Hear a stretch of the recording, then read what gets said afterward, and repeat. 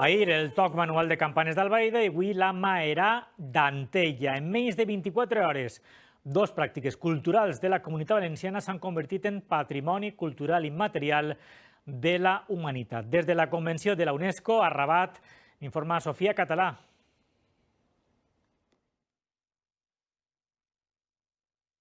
La Maherà ja és patrimoni cultural immaterial de la humanitat. El descens fluvial de troncs de la mà dels ganxers, que és fonamental per la preservació dels ecosistemes fluvials i els boscos, ha rebut el vistiplau del comitè. Ha estat una candidatura conjunta multinacional presentada per l'Associació Internacional de Raiers i Ganxers, de la qual formen part associacions de diferents països com Alemanya, Àustria, Letònia, Polònia, Txèquia i l'estat espanyol. Precisament a la Comunitat Valenciana, la Maherà està molt arrelada a la localitat d'Antella. I a més de reconeixement, ja són dos les pràctiques culturals presents a la nostra terra que s'han convertit enguany en patrimoni cultural immaterial de la humanitat. Cal recordar l'èxit d'ahir del toc manual de campanes arrelat a Albaida, que també forma part ja d'este llistat de la UNESCO.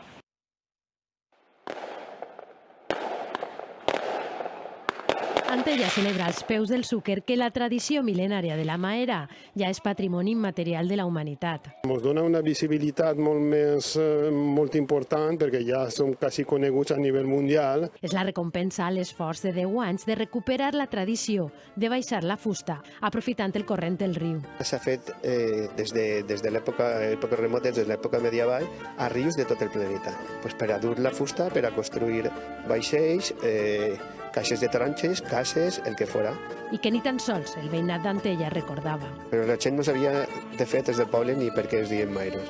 I resulta que lo del mairos és per un home que va vindre de la zona de Millars i tot això, que es dedicava a això, era ganxer, i es va quedar així en Antella. Este reconeixement a l'antiga professió dels ganxers facilitarà a les noves generacions la difusió. Som un pas a l'altra generació dels maeros i això ens fascina un muntó.